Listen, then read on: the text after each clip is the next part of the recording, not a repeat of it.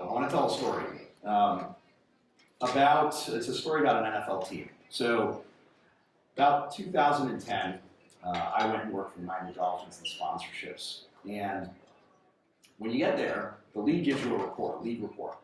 It's internal information, revenues, and one of the pages is an anonymized look of all the teams and how much sponsorship revenue they do. At the very top of this list, dominant, Dallas Cowboys. You start to work your way down the list, big drop off, go all the way down, Dolphins were in there, go further down, and there's one team at the end that was very, very small in sponsorship revenues. They were doing less than $7 million in sponsorship revenue, actually. And which is like 10 times less than the Dallas Cowboys were doing. So they kind of continue to be that way for a very long period of time. And 36 months ago to present day today, however, they ended up growing 691% in sponsorship revenues. They brought on 94% more sponsors. They diversified the categories and the brands that they worked with. And they're one of the most relevant teams right now in the NFL. Anybody guess who it is? Nope. The Raiders. That's right. The Raiders. And I think the Raiders are a microcosm for how the NFL has operated. In that the NFL, first and foremost, really thinks strategically about how they grow all of their team partners, all their brands, and what they do. But before we get into all that, the name of this is why the NFL is number one in sponsorships. I think we're all here, and we're all hearing about people talking about brand marketing. That was kind of a clickbaity title, by the way, but brand and marketing, it all comes down to measurement at the end of the day. So I want to talk a little about numbers that matter and why we say they're number one. It's easy to say that, but what does that mean? So this year alone, the NFL, the collective teams did $2.3 billion of sponsorship revenue. It's 50% more than the next league in professional sports. But even beyond professional sports, over the last decade and a half, the NFL's compound annual growth in sponsorship revenues was 37% higher than Fortune 500 companies. So clearly they're doing something exponential and different just in business as well, and how they approach the business. So I'm going to try to distill it down into sort of some themes and things that we see that we think are driving the business at the end of the day, and driving these sort of different growth metrics that they have. And I can come down to one thing: Taylor Swift. I had to get a Taylor Swift joke in. She might have something to do with it. I think a lot of them do. But really the three things that are really overall driving the business. Number one is how they think about category and industry optimization. What I mean by that is 10 years ago, 50%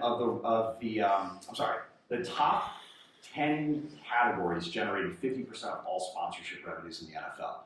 So they were heavily reliant on beverage, soda, alcohol, beer, etc.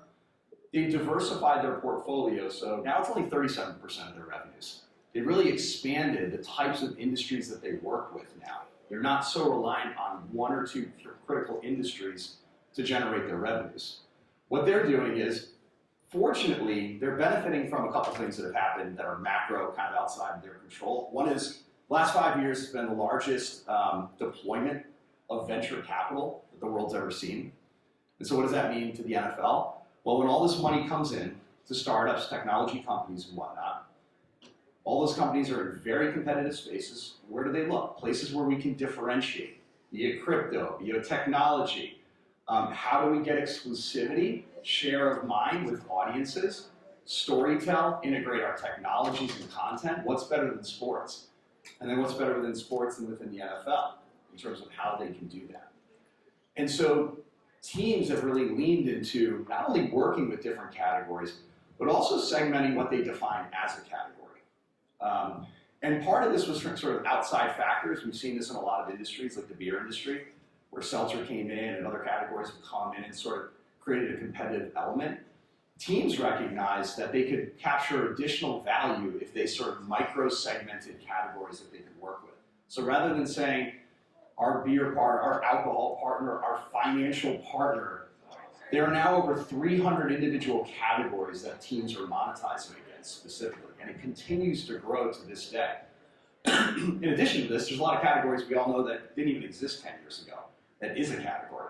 So they're trading off of both these areas where they're able to do business in authentic ways and in exclusive ways with different companies that are in the space. That's number one. Number two is they've taken an omni-channel approach to their marketing partnerships.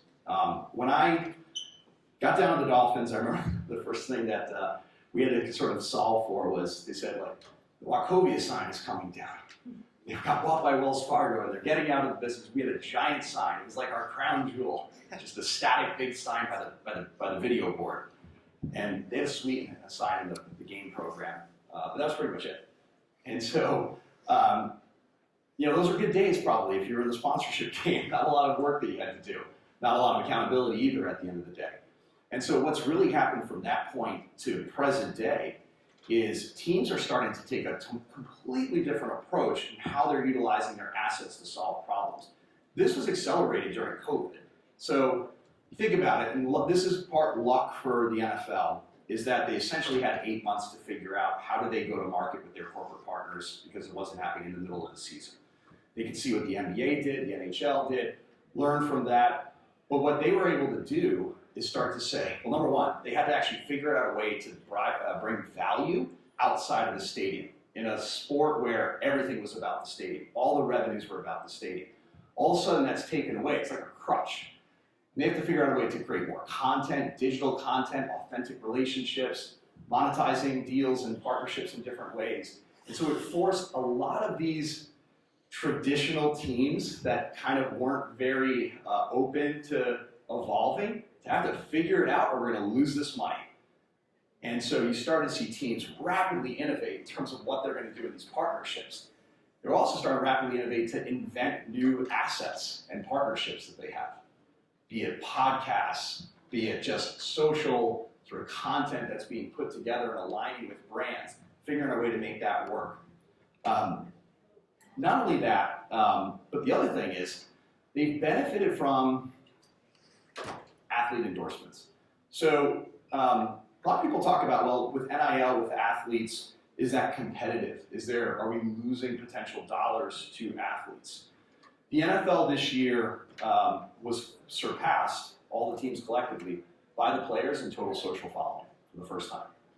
About 385 million followers with athletes right now, with players, versus the teams are like 373 million. First time that's ever happened.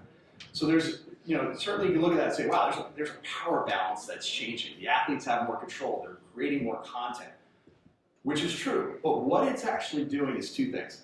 One is brands are learning to enter the space at a lower price point, being able to A/B test. They can dip their toes into the NFL waters.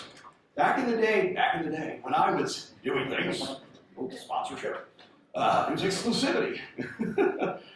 But you couldn't, there was a big chasm to cross to get into, big investment, multiple year, average NFL deal minus stadium naming rights is 3.72 years. And that's gone down gradually over the years.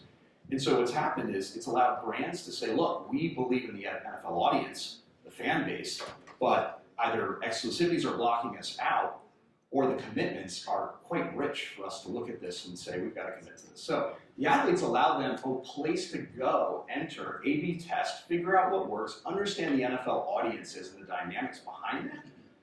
And that's actually creating a feeder system for more brands to enter the NFL at the teams. It's actually increasing the pool of brand advertisers that are actually doing things within the NFL. Not only that, the NFL is learning how to make better content.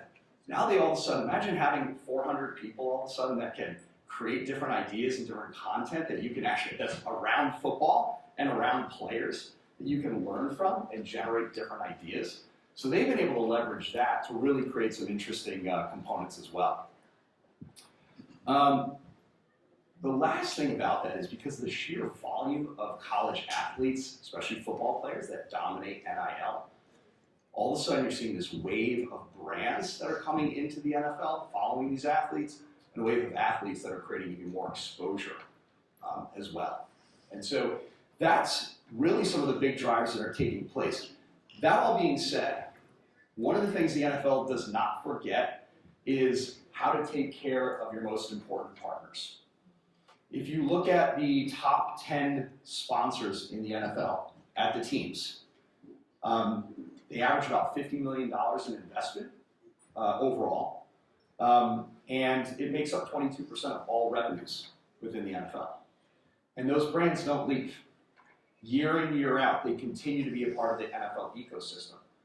Now, one of the things that the brands are starting to do, and we're seeing this, we're hearing it, we work with these brands, is they are leaning much more into both challenging their brand partners and understanding their audiences. They're getting very proactive with how do we learn how to work with you in a better way than ever before. So they're not taking sort of a passive approach to these partnerships. And that's sort of creating this really interesting challenge. At the same time, there's an interesting competitive landscape that's taking place right now. If you look at the #1 spending category in the NFL, it's ticketing. And you think of ticketing, you think of Ticketmaster. But there's a dynamic of SeatGeek coming in. And there's a dynamic of secondary versus primary ticket holder. And we have other stadium events and things like that can take place. So whenever you have a new entrant that's really trying to grab share and grow their business, that's typically driving up value. We see this in the telecom industry. It's one of the largest spending categories within the NFL as well. And so that really creates an interesting dynamic of competitiveness that comes along with the NFL.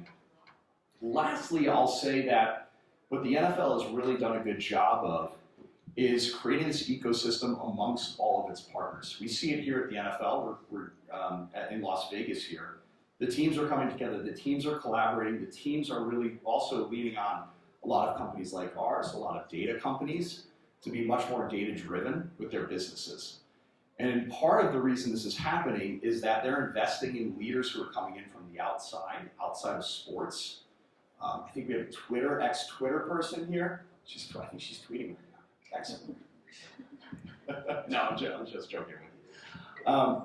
But people who are coming in from other environments, bringing new ideas to the fold, versus historically these were sort of lifers that had worked at a team or worked their way up at a team. And so you're seeing this interesting blend of business savviness that's taking place as well.